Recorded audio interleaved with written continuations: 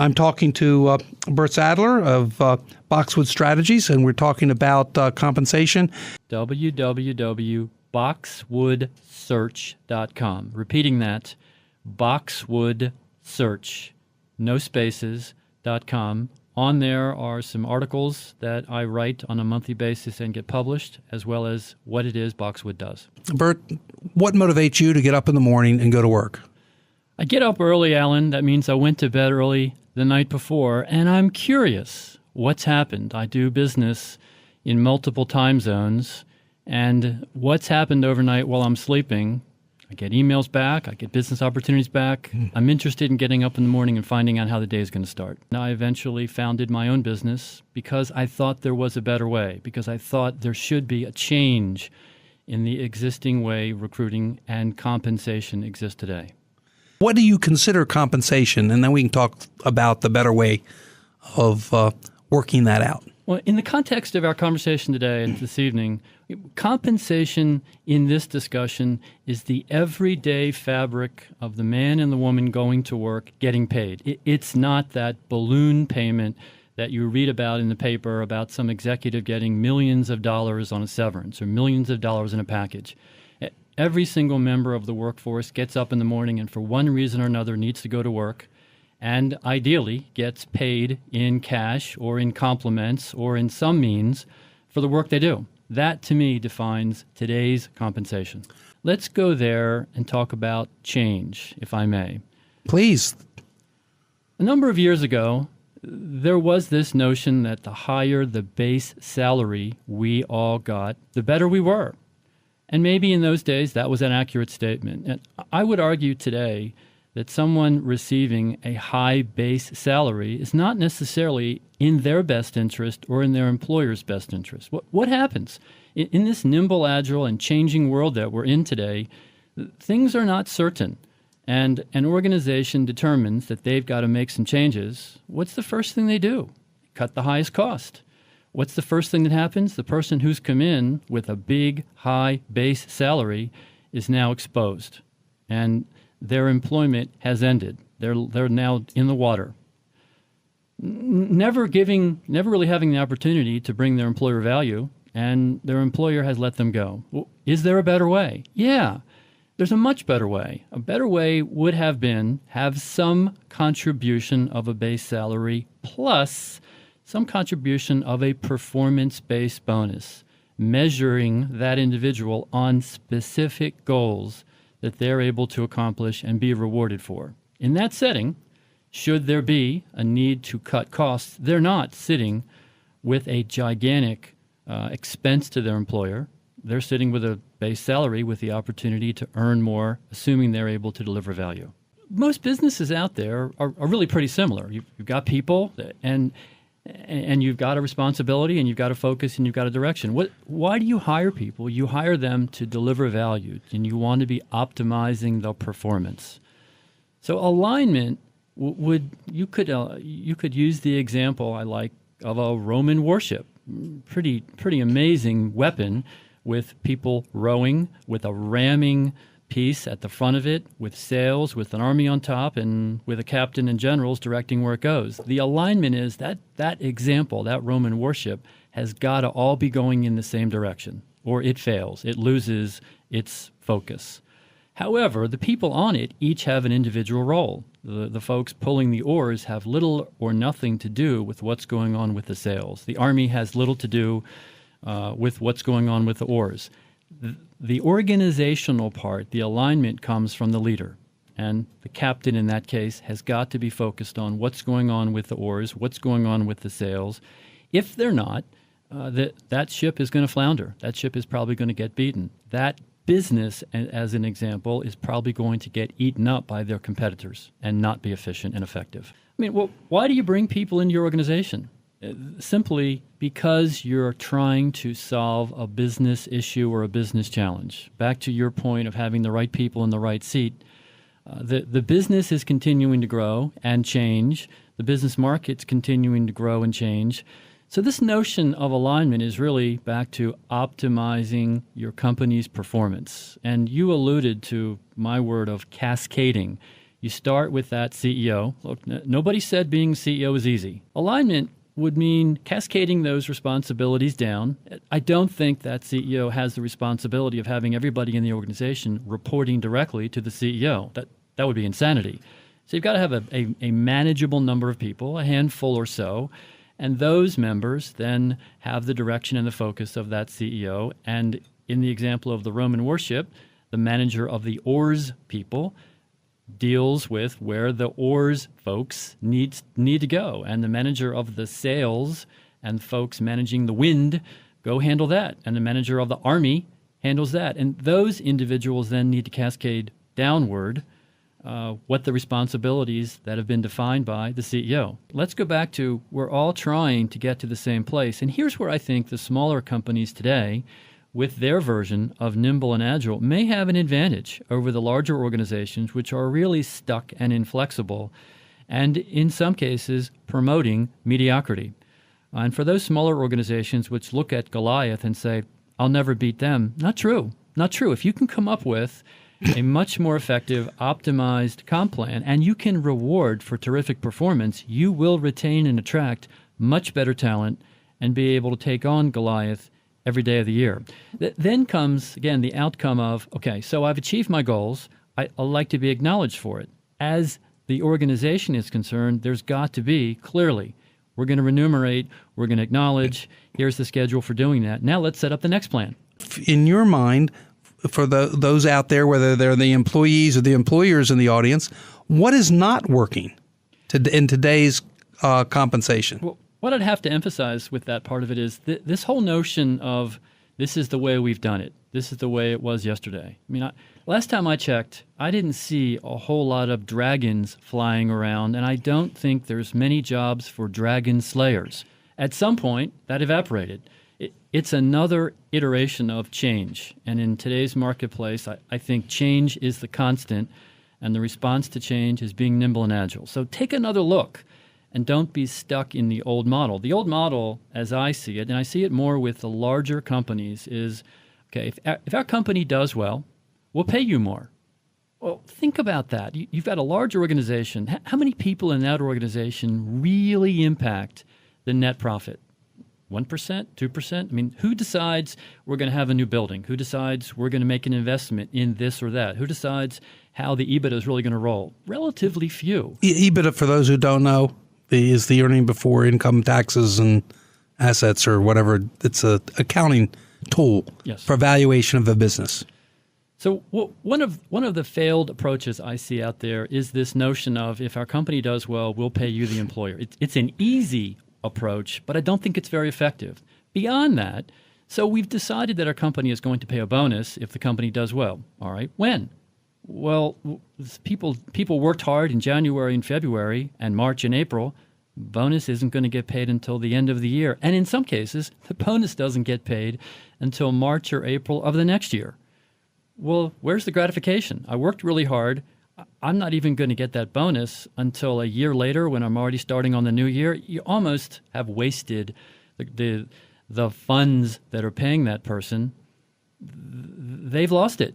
The whole idea of a bonus is for it to be recognized and rewarding good performance. Based on what? So this notion of let's pay when the company does well, and then let's wait until the following year, I think that you're losing an awful lot of opportunity for great performance with your folks. And I think I'd almost go so far as to say you're promoting mediocrity. Down below, we've got the world's best rower. He is phenomenal. However, the ship's not doing so well. So this ship isn't necessarily achieving all of its war goals, but the rower is phenomenal. Should the rower suffer because the rest of the ship is doing poorly, or should the rower be rewarded because the rower is really good at what he's doing? Now, in the business world, if that rower is phenomenal and not being rewarded, guess what happens? He leaves. He's going to go work somewhere else. And you end up in a scenario where the folks who are awful or underperforming, well, they're dismissed, and you end up in a setting where the people who are phenomenal are not recognized and rewarded. They leave or are hired away. You end up with average. not everybody rowing that boat wants to be a supervisor. Some love rowing. Some love being in that role of just what they're doing. And again, good managers, good leaders would recognize that and support that individual, while others would love the notion of climbing the corporate ladder.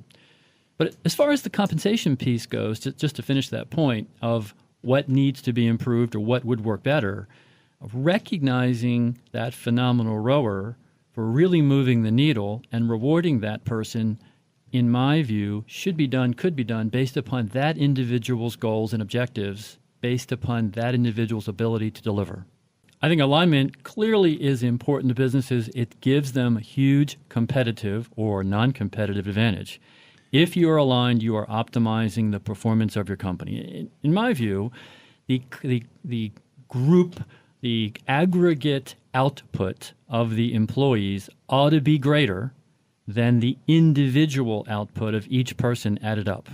How does a business owner use this in order to improve their business? Okay. And you've used the word managed by objective, which is what I'm getting to. So how does management really use this tool? So the classic managed by objective or MBO, it's not a new idea. It's all over business books.